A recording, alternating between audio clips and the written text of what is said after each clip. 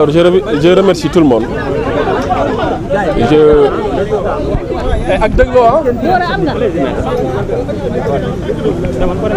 Alors, je viens de sortir des locaux de la division de la cybersécurité pour apporter assistance au sieur Assane Gueye, alias Azoura, et El Hadj Ousseynou Diakhaté.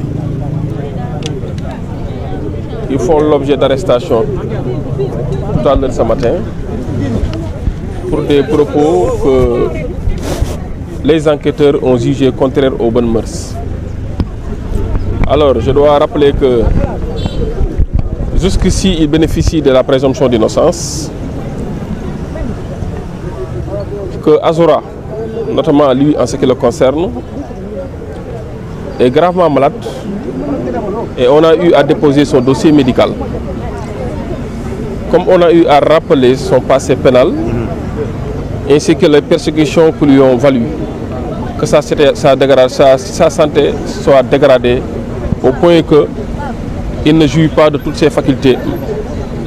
aussi bien mentales que physiques. Alors je dois rappeler que sa détention carcérale a détérioré sa santé au point que même il souffre présentement de problèmes d'articulation, de problèmes de foie et de problèmes de poumon. Pour vous dire que c'est un cri de cœur que je lance pour attirer l'attention des autorités judiciaires sur le cas Azoura, Assane Gueye alias Azoura. Alors, de la même manière, son frère El Hadj Ousseynou Diakhaté, dit Kairé 220, qui aussi a fait l'objet d'une arrestation, d'une interpellation tout à l'heure, au moment où Azoura était venu répondre à sa convocation. Quel est le motif de son arrestation? Lui aussi, on lui a sorti des vidéos, comme quoi que dans ces vidéos, il avait tenu des propos qui étaient contraires aux bonnes mœurs. Alors, je dis et je répète que pour le moment, ils ne sont pas encore en position de garde à vue. On est à l'étape des auditions. Les auditions seront terminées et les autorités vont rendre compte à la hiérarchie pour voir la suite et la conduite à tenir. waaw may wax ni maa ngi gërëm ñëpp di sant ñëpp maa ngi jóge léegi ci cybersécurité fi nga xamante ni jamono jii may wax ak yéen Assane Gueye ñu koy wax Azoura Fall ak El Hadj Ousseynou Diakhaté ñu koy wax El Hadj Ousseynou Kairé ñu koy wax Kairé 220 ñoom ñaar ñu ngi ci biir ci gàttal liñ leen di toppee wala li tax ñu leen di déglu mooy dañoo yëkkati ay kàddu yoo xamante ni nii àndul ak worma. Alors fi ma njëkk a bëgg a leeral mooy rawatina bu kaawu Assane Gueye ku ko xool xam ni ku feebar la te yemuñu ci wax feebar bi dañoo indi këyit bi mandarga feebar bi fan yi ci ginnaaw demoon nañu évacuer ko ba Maroc pour kër docteur saytu yaramam. beneen bi mooy ñëpp xam nañ ni jamonoy régime bii ñu génn nekkoon na nit ko sonnoon parce que jàppoon nañ ko bañ ko jàppee yóbbu ko kaso daanaka fa la wér-gi-yaramam fa la ko ñàkkee ba tey jii may wax ak yow te wér-gi-yaram gi dem na ba laal li ma tuddee articulation yi ak tànk yi laal na xëtër yi maanaam poumon yi waaye laal na res bi loolu nag comme andi nañ këyit yu koy firndeel war na attirer attention ñi nga xamante ji ñooy war a statuer ci sooram wala ci kaawam pour ñu bàyyi xel loolu tamit. ñaareel bi mooy mbir mi daf ko jàpp ba xaw a altérer même son état mental maanaam Azoura ku ko xool sax xam ni am na lu des. alors waxuma ko nag pour trahir le secret de l'enquête mais dama koy wax pour alerter parce que daanaka prison moo nekk li nga xamante ni en 70% voire 80% moo yàq jëmmam moo yàq wér-gi-yaramam moo tamit affecté xel bi. alors li ci des rek mooy ñu fàttali ne dañ leen di déglu rek nekkuñu en position de garde à vue moom ak Ousseynou Diakhaté yëpp bi nga xam ne moom mii tamit kenn convoqué ko dafa ñëw fii ànd ak Azoura Fall pour jàppale ko te dégg naa sax ci kàddu ñu ni bokkoon na ci ñi ko doon ñaax pour mu ñëw uyu si par respect aux institutions judiciaires. alors kon kii ñëw ba fii ànd ak moom yaakaar naa bu amoon lu muy reproché boppam peut-être dina jéem a organiser son injoignabilité wala mu jéem a xool nan lay échapper à l'administration de la justice waaye dafa ñëw ba fii si buntu bi lañ ko fekk ne ka topp ñu gars yi nit ñi topp ko mu ànd ak ñoom dem ñoom ñëpp nag bàyyi naa leen ci dal ñu ngi ànd ak dal ànd ak ngëm laaj nañ leen si question yi tontu nañ ci ak dal et en toute responsabilité li si des nag mooy police àttewul day def enquête rek bu jaree dossier bi jàll dem justice tamit dina si indi li mu ci war a indi ci jeexital bu ko jarulee tamit lépp dina yem fii loolu tamit ça n'a absolument rien à voir ak seen liberté parce que dossier la mais liberté doomu aadama liberté am la alors liberté googu nag moo wax ne nekkul ni nit yaa ngi ci loxoy police rek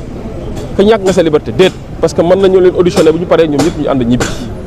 reste nag à la disposition de la justice comme mën nañ leen di jël tamit bu fekkee procureur da ko décider ñu jël leen yóbbu leen mais lu mu ci mën a doon nañu bàyyi xel loo xam ne loi moo ko wax rawatina koo xamante ne nii yaramam neexul daanaka kamu doonoon avant muy am problème judiciaire doonatu ko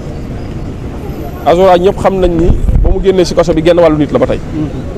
alors li ci des nag dama koy bàyyi kilifa yi ñoom ñooy xool ba xam ndax mbir mi fan lay yem waaye nag témoignage bi mu bëgg andi ci moom rek mooy mu ngi d'abord gërëm soutien yi jóge Pastef ak jóge ci Sénégal gépp kilifa yu bari yu mag Pastef woo nañ ko massaw ko ñaax ka sax mu uy si looloo indi sax tey fajar teel mu egsi fi alors nee na mu ngi gërëm ñëpp di sant ñëpp di wax ni mu ngi gëm yàlla gëm tamit également li nga xam ni moo wundu ba mu indi ko indil ko lii muy dund muy ngëm-ngëmu projet bi ak jàpp ni tamit ñi nga xam ne ñoo ne ko les porteurs du projet dañoo war a ériger wu en sentinelle wala def levée de bouclier pour protéger le projet protéger ñi nga xam ne ñooy les porteurs du projet. loolu moom wax na ma ko mu nekk loo xam ne ba mu ko waxee lu sori ci man la moo wax ni tamit ci ki ma xam mooy musta dellu ginnaaw pour jëmmal réew mi nit ku nekk nag ak façon bi nga koy jëmmalee nit ku nekk ak façon bi ngay taxawee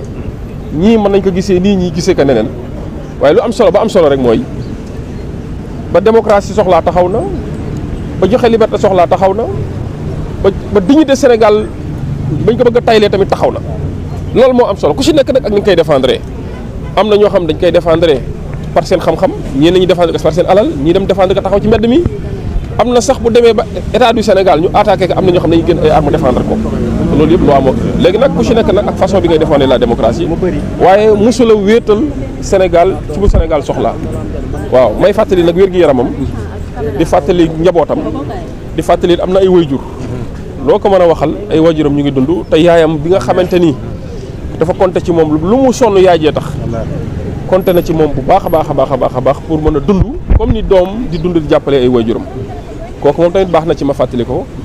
di masawu tamit ay waajuram xam naa li ñuy dund nii métti na di masawu ay seen i am di jàmm yi nga xamante ni ñoo àndoon en période de galère